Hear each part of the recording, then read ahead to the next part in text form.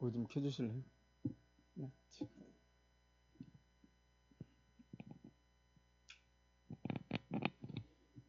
2024년 마지막 주일입니다. 몇 번째 주일이죠? 쉬운 두 번째 주일이니까 51주 어떻게 보내셨어요? 주님의 은혜가 항상 있었고 또 여러 우리 성도님들이 함께 해주셔서 우리가 오늘 여기까지 온 줄 믿습니다. 생각해보면 좋은 기억보다 힘든 기억들이 많이 있을 줄 모르겠습니다. 사실 지금도 우리 너무 힘든 시간들을 보내고 있잖아요. 하마터면 80년대 광주에서처럼 지난 12월 3일 서울 시민들이 총칼에 죽어나가고 끌려가 고문당할 뻔했습니다. 빨리 이 사태가 정의롭게 정리되길 기도합니다. 여러분, 지난 1년 동안 우리 가정에도 어려운 일들 많았고 직장에서도 힘겨운 분투를 하기도 했을 것입니다. 우리 교회 공동체도 쉽지 않은 여정을 지나온 것 같습니다. 하지만 그래도 주님께 기도할 수 있었기 때문에 또 사랑하는 가족들과 성도 여러분들이 함께 있었기 때문에 우리가 오늘 그래도 새해를 맞이하게 되었다.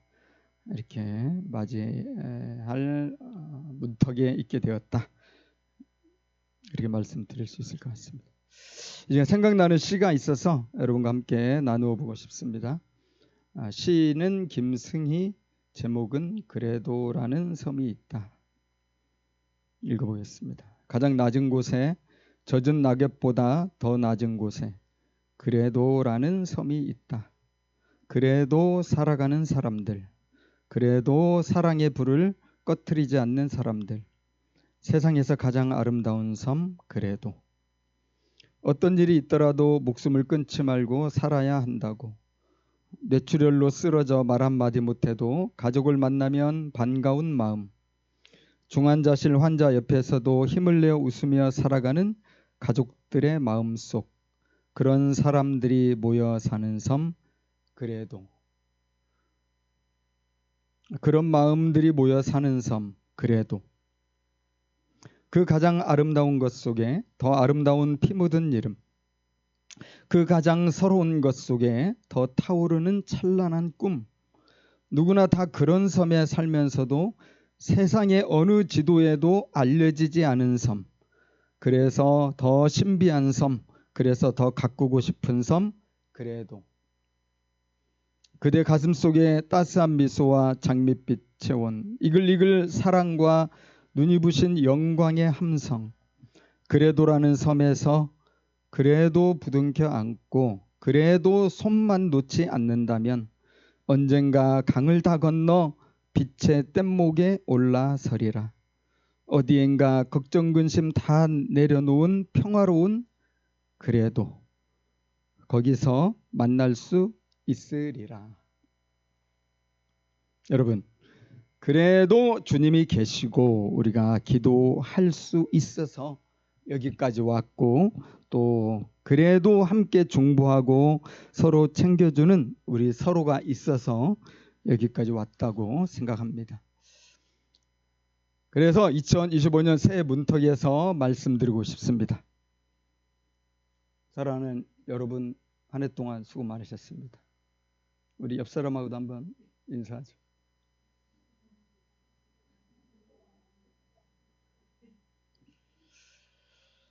네, 마지막 주까지 우리가 왔습니다. 정말 하나님의 은혜가 아닌가 생각이 듭니다. 여러분, 마지막 주 여기까지 왔으니 우리가 지난 한 해를 돌아보는 시간 가져야 되지 않겠습니까? 여러분들은 한 해를 이렇게 보내는 이 시국에 이런 상황에 어떤 마음과 느낌을 갖습니까? 아무래도 아쉬움이 많이 들죠? 아쉬움도 들고 또 후회도 되고 한숨도 있을 수 있습니다. 왜냐하면 사실 우리는 다 겸손해요. 겸손해가지고 자기가 늘 부족하다고 생각하니까 아쉬움이 많이 들죠. 내가 왜 그때 그랬을까? 내가 왜 그때 그런 어처구니 없는 선택을 했을까? 내가 왜 그때 그런 말을 했지? 착한 사람들의 심성이죠. 그러나 그런 후회와 아쉬움이 커지게 두면 안 됩니다, 여러분.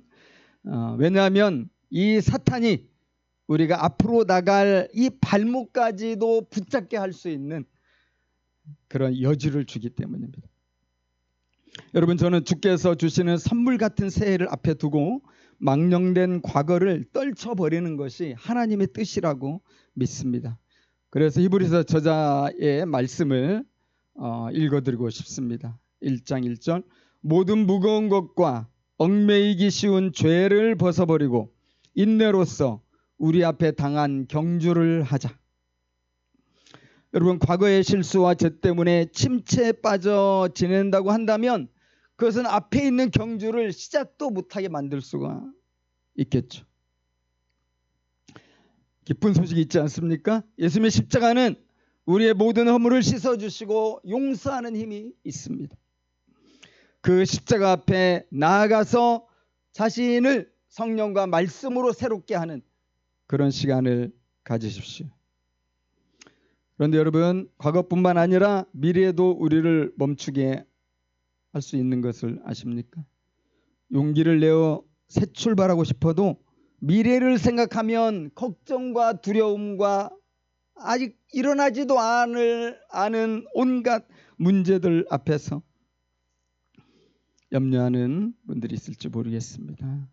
그래서 그런 것들이 크면은 새해가 왔지만 이게 별로 새해로 와닿지 않고 새해가 별거 있나, 여전히 나에게는 힘든 일들이 계속될 텐데, 그렇게 할 수도 있습니다. 그런데 여러분, 인생이 그런 것 같습니다. 우리 살아보니까 어떻습니까? 내가 세운 좋은 계획들, 내가 세운 아름다운 소망들이, 내가 정말 치열하게 세운 플랜들이 그대로 이루어집니까? 안 이루어지잖아요. 그런 것처럼 우리가 염려하고 불안하고 두려워하는 것들도 그대로 안 일어납니다. 거의 다. 그래서 하나님 말씀하시는 거야. 두려워하지 말아라. 염려하지 말아라. 내가 너와 함께 있지 않냐. 여러분, 주님은 살아계시고 우리의 기도를 들어주십니다. 그리고 주님은 말씀하시기를, 사랑하는 내 자녀들아, 내가 너와 함께 하겠다. 네 눈에 내가 안 보여도 나는 항상 너와 함께 하고 있다. 그렇죠? 로마서 8장 28절을 다시 한번 말씀드리고 싶습니다. 하나님을 사랑하는 자, 곧 그 뜻대로 부르심을 입은 자들에게는 모든 것이 합력하여 선을 이루느니라. 여러분, 하나님께서 예수 그리스도 안에서 우리를 부르셨고요. 우리를 부르신 후에는 우리를 그냥 내버려 두는 게 아니라 우리를 인도하십니다. 사랑받고 있죠. 우리들은 사랑받는 우리의 삶에는요, 보이지 않는 하나님의 섭리가 항상 작동하고 있는 거예요. 이 우주가 운행되는 그 어떤 것보다도 강력한 하나님의 섭리가 우리의 삶에 역사하고 있는 것이죠. 그래서 여러분, 우리에게 중요한 것은 지나왔던 과거도 아니고 앞으로 어떻게 될지 모를 안개 같은 미래도 아니고요. 정말 중요한 것은 오늘을 살아가는 삶의 방향성입니다. 여러분, 우리가 추구해야 하는 주님의 큰 뜻과 방향은 분명하죠. 최고의 계명을 따라 사는 것입니다. 하나님을 우리의 목숨을 다해 사랑하고 우리의 이웃들을 내 몸처럼 사랑하려고 우리가 애쓰는 것이죠. 또 우리 성도들에게 주신 지상 최대의 사명 무엇입니까? 이 생명의 복음, 이 사랑의 복음을 전하고 가서 제자를 삼으라는 선교 제자의 삶을 사는 것입니다. 우리가 아무리 많은 계획을 세우고 아무리 우리가 힘써서 우리의 삶을 갈아넣는 것처럼 살지라도 우리가 그런 최고의 계명과 최대의 사명과 무관하게 살아간다면 안 되겠죠. 여러분, 그 계명과 사명이라는 레일 위에 우리 인생 열차가 굳건하게 달리고 있다면 무엇을 하든지 아무런 걱정과 두려움을 가질 필요가 없다. 그렇게 믿습니다. 오늘 본문에 나오는 바울이 그러한 것들을 우리에게 보여줍니다. 바울의 일상을 보십시오. 하나님 나라의 선교라는 확고한 레일 위에 고속으로 달려가는 KTX처럼 그렇게 달려갑니다. 사도행전 13장 우리가 봤습니다. 그들은 비시드의 안디옥 회당에서 설교한 후에 유대인들과 지역 유지들의 반발에 부딪혀서 쫓겨났죠. 그리고 어디 갔습니까? 우리가 한번 읽은 것처럼 살짝 우리 여러분 지도에서 봤습니까? 카톡방에 올려드렸는데 살짝 내려오면 이고니온이라는 도시가 있는데 그곳으로 갔습니다. 바울과 바나바가 그 이고니온에 가서 똑같아요. 회당에 먼저 갔고 회당에서 안디옥에서 했던 똑같은 설교를 했습니다. 믿는 사람이 되게 많았죠. 1절에 보니까. 근데 믿는 사람만 많았던 게 아니라 2절에 보니까 반대하는 사람도 많았죠. 그런데 두 사도는 보란듯이 거기에서 오래 머물면서 담대히 복음을 전했다고 했습니다. 이방인들이 더 열받아가지고 더 악해졌어요. 5절에 보니까 모욕하고 돌로 쳐서 죽이려고 했습니다.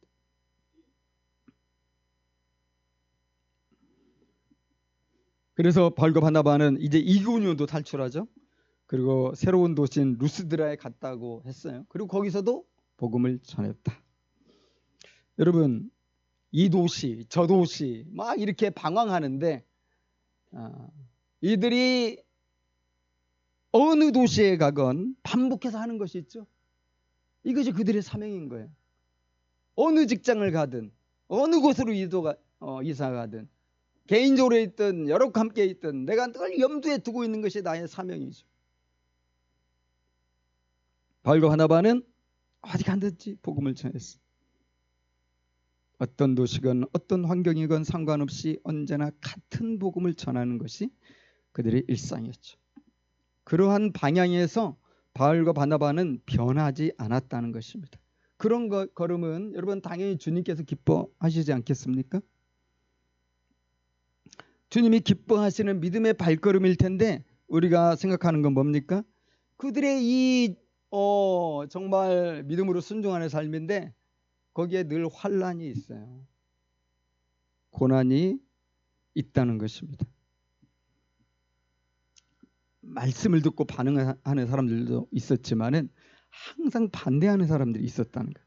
여러분, 바울과 바나바를 반대하는 사람들은 적당히 반대하는 사람들이 아니라 막 극렬히 반대하는 사람들이잖아요. 2절에 보니까 순종하지 않는 유대인들이 나타나가지고 자기들만 불순종하는 게 아니라 이방인들 선동해가지고 함께 바울과 바나바를 대적하게 하고 5절에서도 지역 관리들을 또 선동해가지고 두 사도를 모욕하고 돌로 쳐 죽이려고 했는데 여러분 정말 살벌하고 심각한 반대죠. 여러분 보면은 이 유대인들이 이 선동의 아주 대가인 것 같아요. 예수님도 어떻게 죽였습니까? 백성들 선동해가지고 십자가에 못 박아라, 십자가에 못 박으라고 그랬잖아요. 근데 또 비시디 안디옥에서 그랬는데 이고니온에서도 주변 사람들 막 선동, 힘 있는 사람들, 정치인들, 권력자들 선동해가지고 바울과 바나바를 박해하는 거죠. 그래서 여러분 바울과 바나바는 가는 곳마다 반대에 부딪힙니다. 시련을 겪죠. 그리고 우리가 누군가가 또 내가 뭐 시련을 많이 겪으면 야, 하나님의 뜻과 다르게 살아서 그런 고통을 겪는 거 아닐까? 근데 오늘 바울과 바나바를 보니까 야, 이렇게 하나님의 뜻대로 분명하게 사니까 고난이 또 이렇게 확실하게 닥치는구나. 그들이 고난받는 이유는 적당히 살지 않고 제대로 살았기 때문이에요. 그들이 전한 복음이 너무나 선명하고 분명한 하나님의 말씀이었기 때문에 그 분명한 메시지를 듣고 당장에 예수님을 영접하는 사람들도 생겨났지만은, 또 반대자들은 그들이 전하는 메시지가 자기 뜻과 다르다는 것이 너무나 확실했어요. 어떤 오해의 소지도 없고 왜곡될 여지도 없는 그 메시지이기 때문에 그것에 아주 강력하게 반대를 할 수가 있었죠. 그래서 바울과 바나바는 듣는 사람들이 헷갈리게 설교하지 않았어요. 저 사람도 우리 편이야? 우리 편 아니야? 헷갈리게 설교하지 않았고, 아군과 적군을 확실하게 편을 가르는 메시지를 전했죠. 여러분, 만약에 바울과 바나바가 사람들의 비위를 맞추고 그 도시 환경에 맞추면서 적당하게 가려운 곳 긁어주면서 복음의 색깔을 그럴듯하게 채색했다면 이렇게 많이 믿었을까요? 또 이렇게 극렬한 반대를 당했을까요? 너무나 뚜렷하게 설교했기 때문에 믿을 사람은 확실하게 믿고 안 믿을 사람은 확실하게 안 믿고 되는 거죠. 그래서 바울이 가는 도시마다 이후에 이제 계속 2차, 3차 로마 계속 되지만은 바울의 선교 일행이 가는 지역마다 항상 난리가 나요. 항상 막 소란이 일고, 그래서 바울의 별명이 붙었죠. 사도행전 24장 5절. 우리가 보니 이 사람은 전염병 같은 자라 천하에 흩어진 유대인을 다 소란케 하는 자요. 나사렛 이단의 괴수다. 나사렛 이단의 우두머리다. 오늘날로 치면 해롭고 치명적인 바이러스의 우두머리다. 그러니까 자신들의 입장에서는 평온하게 잘 살고 있는 거예요. 문제없이 살고 있는데 바울이 와가지고 예수의 십자가 부활을 증거하고, 너희들이 못 박아주게 이 예수가 하나님이 보내는 메시아다. 그분이 다시 살아났고 우리가 그분의 증인이다. 예수를 믿어야 된다. 그런 메시지를 전했죠. 그럴 때마다 찬송과 반대가 극렬하게 일어나는데, 여러분 저는 이걸 이렇게 표현하고 싶더라고요. 복음의 갈라치기 능력이다. 요즘 갈라치는다는 말 별로 좋은 말이 아니죠. 정치 지도자들이 남성과 여성을 갈라치기 하고 세대와 세대를 갈라치기 하고, 참 안 좋은 이런 것들인데, 그런데 여러분 바울과 바나바가 복음을 전하면요 아주 확실하게 갈라치기가 일어나. 막 홍해가 갈라지는 것처럼 찬성파, 반대파. 그러니까 거기에서 평안에 살던 유대인들한테는 이거 완전히 나사렛 이단의 괴수인 거죠.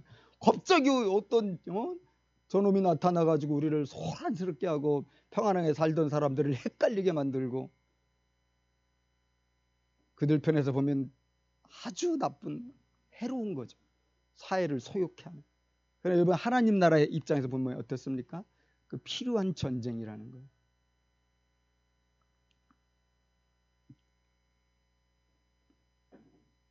여러분 마찬가지입니다. 우리가 삶의 방향성을 하나님 나라 복음 전거에 두고 힘을 다해 살아간다면 무슨 일이 벌어지겠어요? 우리 주변에도 반드시 찬성과 반대가 일어나는 거예요.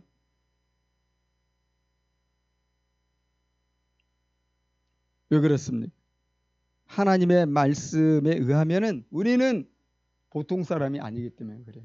우리는 어떤 사람이에요? 그리스도의 냄새를 풍기는 그리스도의 향기다. 향수 막 바르면 냄새 나잖아요. 엘리베이터에 딱 들어가면 막 향수 냄새 가득하지 않습니까? 우리는 그리스도의 피와 성령으로 인해서 그리스도의 냄새가 가득한 사람들, 냄새가 안 나는 게 이상한 거죠. 향수 뿌렸는데 냄새가 안 나면 그 좋은 향수입니까? 냄새가 적당히 나야지. 고린도후서 2장 15, 16절 우리는 구원받는 자들에게나 망하는 자들에게나 하나님 앞에서 그리스도의 향기니 이 사람에게는 사망에서 사망에 이르게 하는 냄새, 저 사람에게는 생명에서 생명에 이르게 하는 냄새다. 누가 감히 이것을 감당하겠느냐. 이런 멋지지 않습니까? 우리 그리스도인들이 제대로 냄새 풍기면 세상이 우리를 감당할 수가 없어요. 우리에게 적극적으로 찬성하든지 우리를 적극적으로 반대하든지 이런 일이 일어날 수밖에 없다. 이게 복음의 능력이다. 그래서 주님의 제자가 가는 길은 세상 사람들을 생명과 사망으로 가르는 길입니다. 예수님 이런 말씀하셨잖아요. 마태복음 10장 34절에서 내가 세상에 화평을 주러 온 줄로 생각하지 말라. 화평이 아니라 검을 주러 왔노라. 여러분, 하나님의 뜻을 따라 성령 안에서 바르게 가려고 할 때 세상에서 우리는 믿음의 동역자들을 예기치 않게 만날 수 있습니다. 또 반대자들도 예기치 않게 만날 수 있습니다. 이것이 당연하다는 것. 그래서 사실 믿음으로 살려고 할 때 우리가 힘들기도 하죠. 왜 주님 뜻대로 사는데 이렇게 힘들까? 그죠? 그래서 우리가 오해를 말아야 돼. 살다가 어렵고 힘겨운 고난을 만날 때 우리는 너무 약해져가지고 자꾸 내가 무슨 죄를 지었나? 내가 또 무슨 불순종을 했나? 자꾸 자기를 이게 스스로 박해하고 핍박하는 경우도 있잖아요. 이거 좀 깊이 생각을 해야 돼요. 믿음으로 내가 살기 때문에 이런 일을 당하는 거 아닌가? 내가 하나님 안 믿었다면, 내가 교회도 안 다녔다면, 내가 주님을 사랑하지도 않았다면, 내가 이런 말 할 필요도 없고, 그랬다면 내가 좀 평안할 텐데. 우리가 당하는 고난이 죄 때문에, 나의 연약함 때문에 일 수도 있지만 반대로 우리가 믿음으로 사니까 이런 고난을 당할 수 있다는 겁니다. 그래서 여러분 우리가 깊이 좀 생각해 봐야 됩니다. 여러분 바울과 바나바는 이 제자의 삶이 어떻게 전개되는 것인가에 대한 분명한 인식이 있었던 것 같아요. 왜냐하면 그들은 믿는 사람들이 많아진다고 특별히 환호하지는 않았습니다. 또 반대자들이 극렬해진다고 우리가 이 도시로 괜히 왔나 보다 후회하거나 낙심하는 모습을 보이지 않았기 때문입니다. 그래서 바울과 바나바의 일상을 보면 매우 유연해요. 유연하고 융통성이 뛰어나다는, 절대 꽉 막힌 사람들이 아니에요. 하나님 나라의 복음의 선명성 하나 붙들고는 다른 모든 것에는 유연한 태도를 가졌다는 겁니다. 여러분 2, 3절을 보면 바울과 바나바는 유대인들이 이방인들을 선동하여 형제들을 악하게 대했을 때 어떻게 했습니까? 두 사도가 빨리 도망친 게 아니라 비시디 안두게스는 그렇게 했는데 여기서는 도리어 오래 있으면서 주를 힘입어 담대히 말했다고 했거든요. 근데 5절 6절 보면 또 완전 반대 행동이에요. 이방인과 유대인이 두 사도를 모욕하고 돌려치려 하니까 그걸 미리 파악을 하고 재빨리 그 일이 일어나기 전에 그 자리에서 도망쳤어요. 어떤 때는 견디고 어떤 때는 도망치고 일관성이 없어요. 원칙이 없어요. 그러니까 상황에 따라 움직이는 걸 알 수가 있겠죠. 여러분 우리도 이렇게 살다 보면 계속 버틸 것인가? 포기하고 다른 길을 찾을 것인가? 수많은 선택의 기로에 놓이지 않습니까? 사실 그것들이 우리를 피곤하게 해요. 어떻게 할지를 잘 몰라가지고 또 잘못 선택해가지고 나중에 큰 어려움을 당하면 어떻게 할까? 이것이 우리를 굉장히 무섭게 하죠. 하지만 하나님을 사랑하고 이웃을 사랑하는 방향, 하나님 나라의 복음을 전하고 제자 삼고자 하는 그러한 기도 속에서 이루어지는 것이라면 어떤 삶을 살고 어떤 선택을 해도 문제가 없다. 이것을 아는 것이 중요한 것 같습니다. 단기적으로는 내가 선택한 것이 잘못했구나. 물론 이럴 수는 있어요. 그러나 10년, 20년을 두고 보면 절대 그렇지 않다는 거예요. 우리가 하나님을 사랑하는 믿음 안에서 결정해서 가는 거라면 합력해서 하나님은 반드시 그의 아름다운 섭리 속에서 우리로 열매 맺게 하신다는 거예요.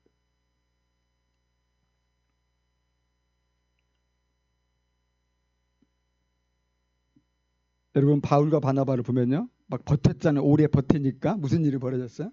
열매를 많이 맺었어요.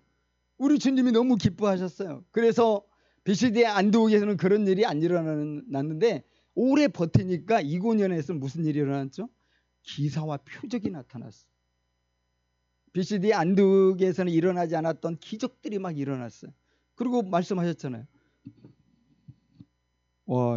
이렇게 하셨죠? 자기 은혜의 말씀을 증언하셨다. 성령께서 스스로 막 일을 하신 거예요. 바울이 버텨주니까 믿음으로. 하나님 굉장히 기뻐하셨어요. 그 열매가 있었죠. 도망쳤어요. 루스드라로 도망쳤죠. 그런데 도망쳤을 때도 하나님은 축복하시고 도망친 현장에서도 열매를 맺는 걸 우리가 볼 수 있다는 겁니다.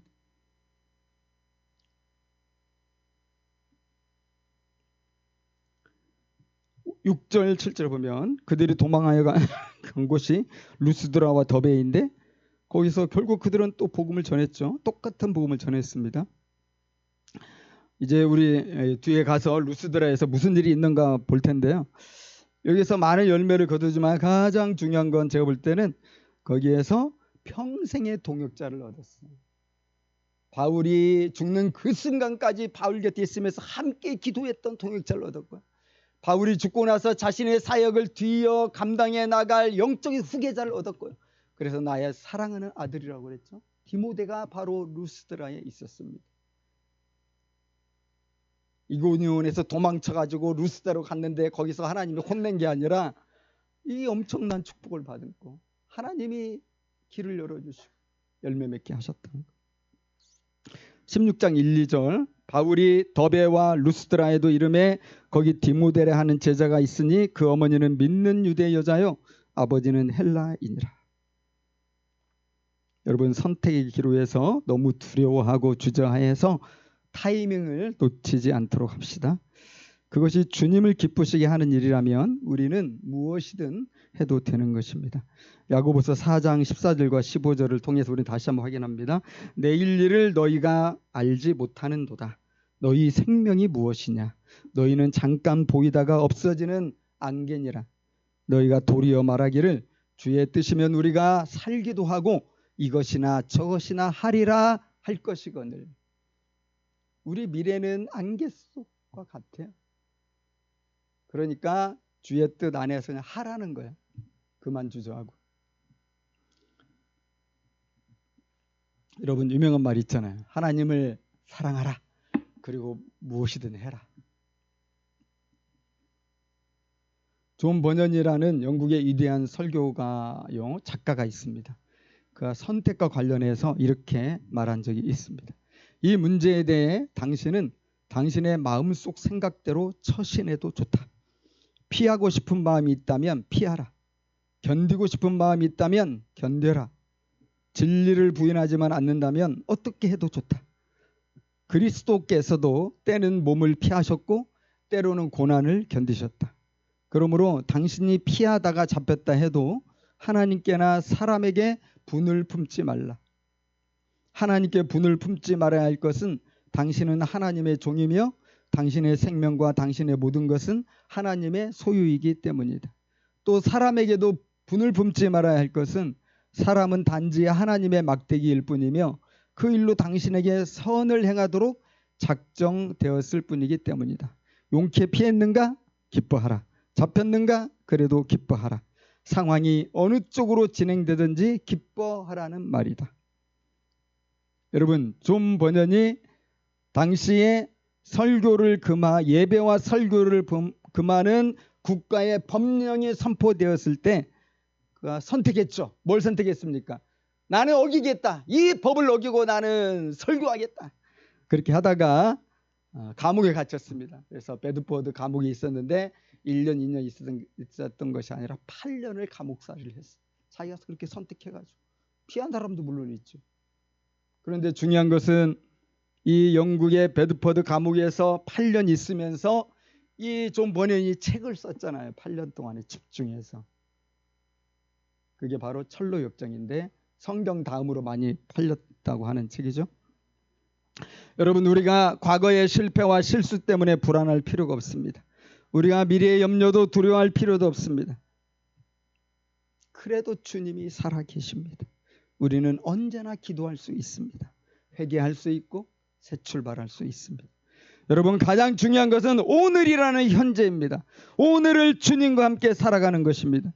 무엇을 하든지 성령의 인도하심 가운데서 믿음으로 담대하게 앞으로 전진해 가는 것입니다. 그래서 우리가 던져야 될 가장 중요한 질문은 이것이죠. 어떻게 주님과 동행하며 어떻게 성령의 인도하심을 받을 수 있는가? 이 질문의 답이 여러분 어렵습니까? 이 질문의 답을 정말 어렵게 만드는 사람들, 소위 전문가라고 하는 사람들이 많더라고요. 근데 여러분, 그래 어렵지 않아요. 답은 명확합니다. 하나님의 말씀을 수시로 묵상하고 또 성령께서 깨닫게 하실 때 그 말씀을 실천하는 삶을 사는 것입니다. 또한 쉬지 않고 주님과 대화하고 주님께 간구하는 생활을 하는 것입니다. 사랑하는 여러분, 새해가 온다고 우리 삶이 갑자기 좋아지지는 않겠죠? 우리가 성장하고 성숙해야 됩니다. 새해가 오고 내해가 온다 해도 우리가 이런 영성 생활에서 성장하고 우리가 발전하고 높은 곳에 이르지 못하면 우리는 결코 나아질 수가 없어요.